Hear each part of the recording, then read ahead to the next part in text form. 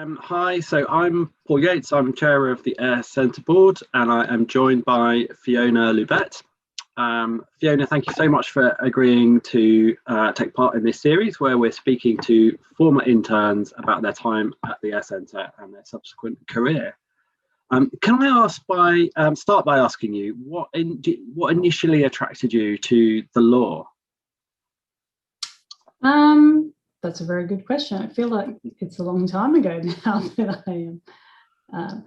I had always enjoyed public speaking and debating, and I also like to think I had a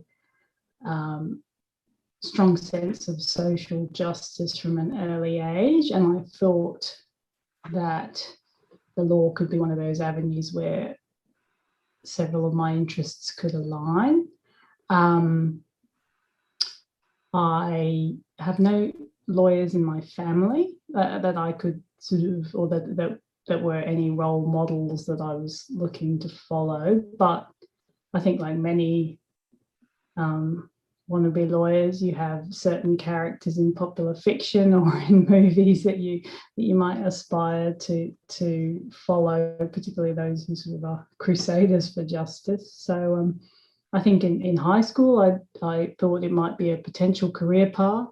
I also thought about becoming a civil engineer, abandoned that idea, and after taking a year off after school, came up here to Brisbane to do a law arts degree, and went on from there. And you interned at the AIRE Centre about 10 years ago, I think, in 2012. Do you remember how you kind of came across the AIRE Centre?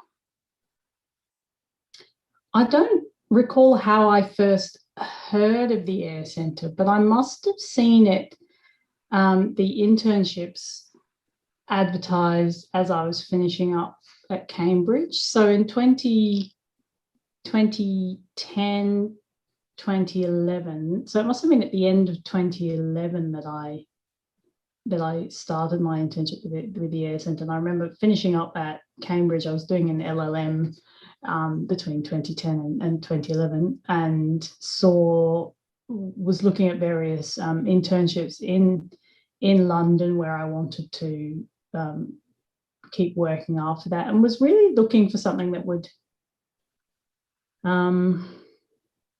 take me into the space of human rights work, I suppose. And it's such a competitive field anyway that I knew I'd have to do some time in internships or try and build some networks and get some time in the field that way. And was pretty frank, I think, at the time about my lack of knowledge in those areas. I had practiced in quite a small criminal law firm in London before I went to Cambridge to do the LLM. And so when I finished the LLM, I was looking for a bit of a refocus and a regrouping, and was hoping to steer myself a bit closer to that sort of initial human rights lawyer mold that I always thought I'd end up as after school. You'll find out in a minute that that's not where I've ended up. Well, yeah. So that's a neat segue to your current work. So obviously you're at the bar in Australia. Can you give us a flavour of a sort of typical day? I'm sure there isn't one, but what your work consists of now. Yeah, so I came to the bar after the AIRE Centre. I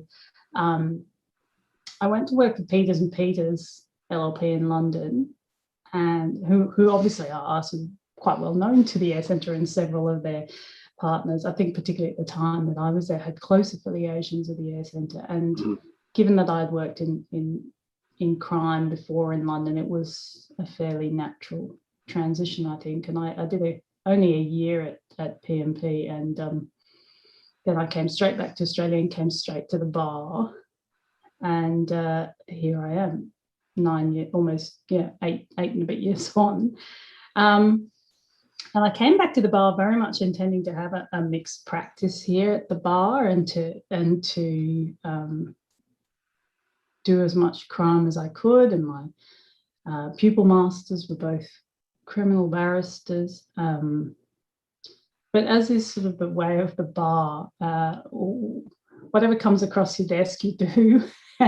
and a lot of civil and commercial litigation came across my desk, I think, by virtue of the set that I was in at the start of my career as a barrister. It's no different to London, just on a very much smaller scale in Brisbane. And I was sort of squatting I was a reader at a fairly established commercial set, and they were very good to me and sent me lots of work, and that's sort of the direction that my practice has taken now. I do almost exclusively commercial litigation now, a lot of infrastructure, because Queensland's got a lot of construction, a lot of infrastructure work, which is certainly not where I thought I'd end up after the directions that I perhaps set myself on earlier in my career. But it's funny the twists and turns that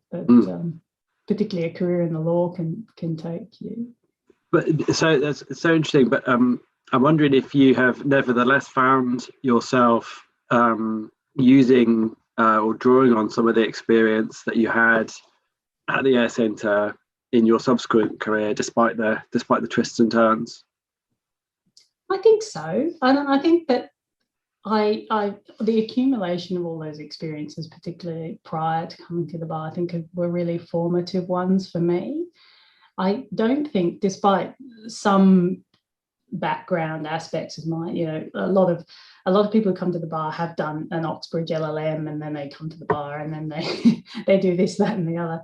But otherwise, I had a fairly unorthodox path to the commercial bar here, because I'd done time, cycling around police stations as a duty lawyer in London before then heading off to do an LLM. And I did know commercial litigation subjects at Cambridge. I did international human rights and international environmental law because they were things that really interested me and that I just wanted to study. And so, and then working at the AIRE Centre and then working at PMP, I think has stood me in really good stead for a good sense of the vast spectrum of human experiences, and also the different ways, the many ways in which people will come to interact with law, with the legal system in their lives, and how much of a personal area of the law, such as immigration or crime, has a really depends on the kind of people that go into that area of law and the kind of values and the kind of personalities that they bring to the law as well, which is so critical in those fields, and which I'm still really glad that those were my first legal jobs, and that I didn't straight out of uni go to a top tier firm here, which was kind of my career path out of uni, and I got slightly distracted and went to London instead.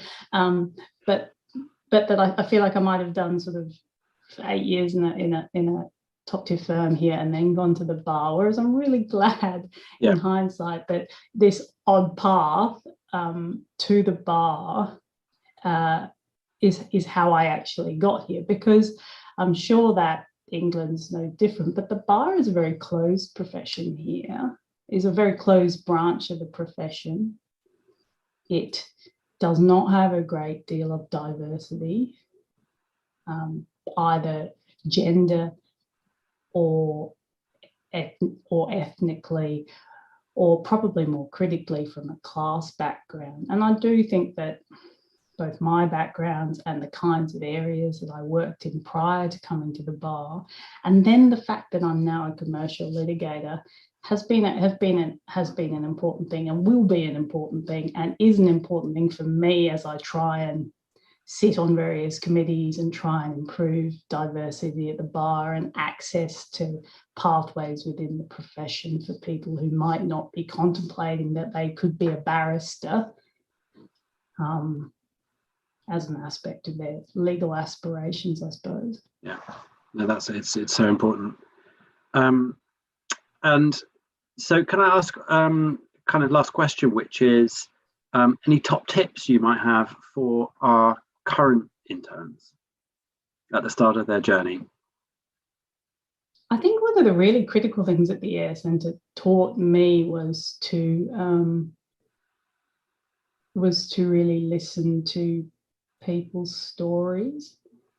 I think I developed a good set of skills around listening to people instead of just writing down what I was hearing, because that's very difficult. And I remember doing that in my first couple of years in the criminal field of trying desperately to write down everything that people were telling me without listening to what they were telling me and where that might enable me to sort of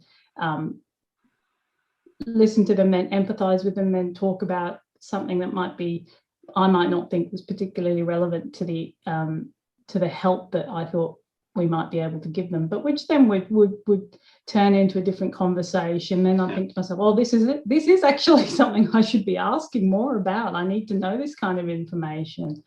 And that kind of work that you do as an intern is so valuable to teaching you how to talk to people when you're trying to obtain information that will be necessary to assist them in a legal sense. But you won't get a lot of start out legal jobs that will allow you that much client interaction, that amount of client face-to-face time. So it's an incredibly invaluable experience for you to be able to sit there and listen to people. And it's also a great privilege, I think, to be able to listen to people's stories and empathise with stories and perhaps be hearing some of these stories for the first time. So yeah, that's about it.